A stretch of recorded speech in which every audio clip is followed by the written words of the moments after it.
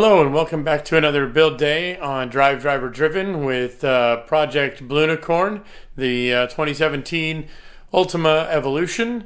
As you can see behind me, there's some more parts on the car. We have the front clamshell installed, but really what I wanted to do is go over what's behind that and go over some of the wiring that I've been doing.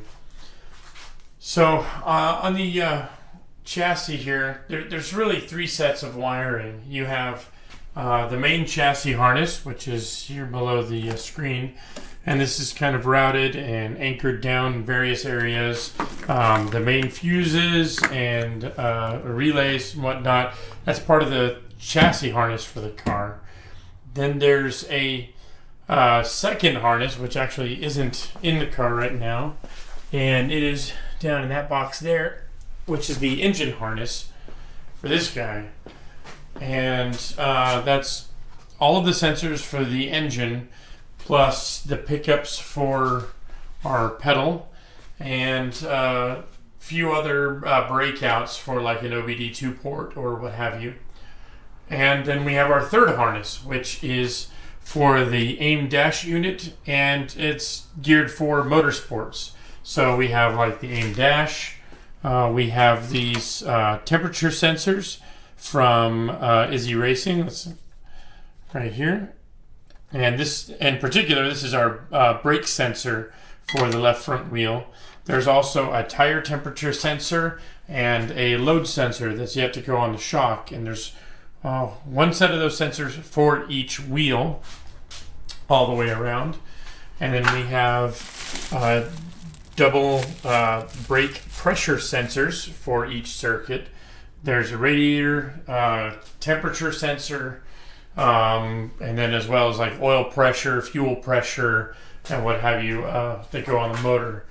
Some of those sensors are duplicated, but I just wanted to make sure that I could have access to everything and log everything.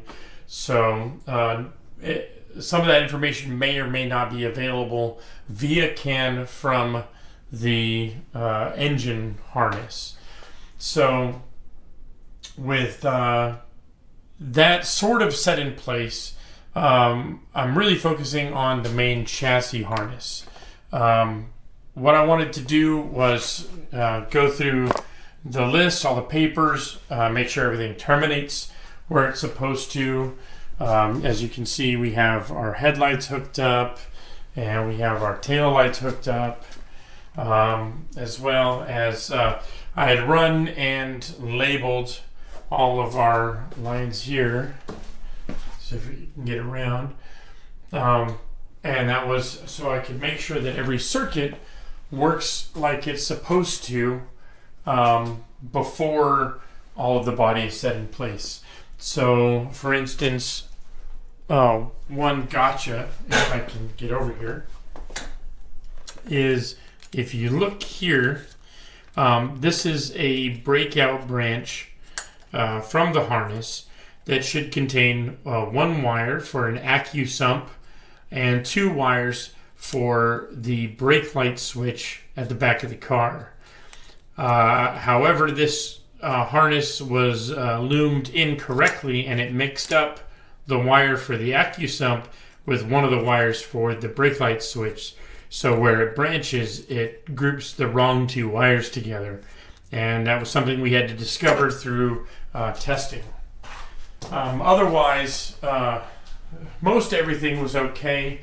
There was another gotcha we found here, which is there's this kind of multi-light harness, which has warning lights, turn signal lights, the indicator for your brights and such. But this connector was wired 90 degrees out. So if you look at the back here, you can see how it's kind of a square, and everything was rotated to the left 90 degrees. And I found that early on, so we got it, pulled all the pins and got that fixed. So I love that steering wheel. It's a beautiful piece. If we pull this cap off, you can look. This is the battery for the Summit steering wheel switches, or Summit Technologies. which means, if we can get that back on there, this whole didn't. All right, there we go. So the steering wheel and the buttons are wireless. So you look at that, it just bolts between the quick release hub and the wheel. And it's a really nice piece. And as you can hear, it works just fine. It actually works a fairly large distance, which was kind of surprising from, I think, like 20 or 30 feet away. So we can do a little bit of testing here. So I'll hit the hazard lights. You can see we have side marker lights. We have our rear turn signals, our front turn signals. So those all work like they're supposed to, which is good. But because I don't have the ignition on, nothing else will work at the moment. So now, if I reach over here and we turn it on, so our dash comes to life, and we should have a set of daytime running lights that turn on. And now if I look and I hit the left turn signal and the right turn signal, there we go. I have headlights on a momentary, so that's brights, and that is our standard lights, but they're set up with a flash to pass while the headlights are off. Otherwise they just toggle between highs and lows. There's a horn button. You can hear the relay go, but the horn's not connected now. There's a fan override switch, so if things do get too hot, I can just do a fan override, which kicks on both fans full blast. And the fans, as you can see here, are 1300 CFM each, or like 1300 and change. So they should move more than enough air off of that radiator to cool things down. What else? Wipers are there, windshield washer, and those are all the buttons on the steering wheel. So for most operations, you don't actually need to pull your hands off the wheel, which I kind of like. It was a little difficult to do one-handed, at least from just the top of the rim, but you can do it from the center very easily, and it locks into place. If you look, it's an asymmetrical design, kind of a weird kidney bean looking thing, but it's also tapered, so that when you go to put the wheel on, it only goes on one way, and it latches very solidly into place. So there's no mistaking it. It's that it's on there or not, or that it didn't lock into place successfully. All right, so we have our chassis harness set. We have some of our buttons here. So this is a brake and test switch. So you can push to test. Yeah, the light lights up. And actually, if we raise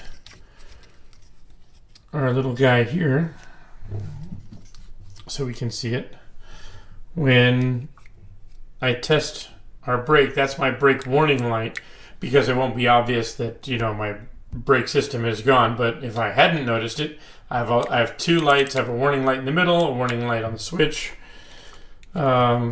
Our wipers, which it's not hooked up to anything quite yet.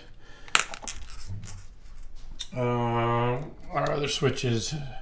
So the way that the lights are wired is interesting.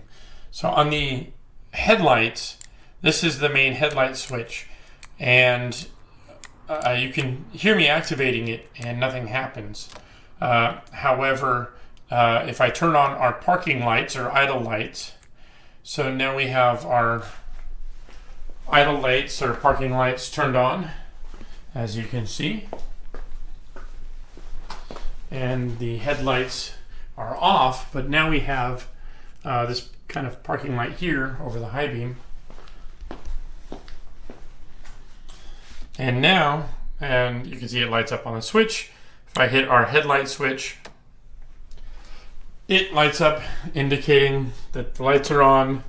If I turn on the highs, I get a blue light to indicate the highs are on. And there we have the low beam turned on as well. And again, if I hit the button quickly, all it does is trigger the difference between highs and lows. And if I want to turn all the lights off quickly, I can just hit the parking light, or I can just hit the headlight individually. So it's interesting in the way that it's wired up. I think I'll keep it that way. I thought about changing it to make it kind of an easier design. For me, there's no reason to have the parking lights on and the headlights off when you could simplify that switch and just turn everything on or turn everything off. The car really doesn't have halos or anything special, and it's not really necessary to have two circuits for that, but I'll just leave it as it is. So what's next on wiring is I need to go through and clean up these unused circuits. Really, those for all the analog gauges versus the digital gauge. I've got my laptop set up finally and the software installed for this dash, so that might be another video down the road, which is working with Race Studio and the AIM software to set up these nice temperature sensors and the suite of motorsports sensors, the AIM sensors that I got from Izze Racing, because those are all CAN-based sensors. They're all CAN addressable, so I know which sensor goes to which corner and to which function. That'll be down the road a little bit, but not too far, because we're running out of stuff to do.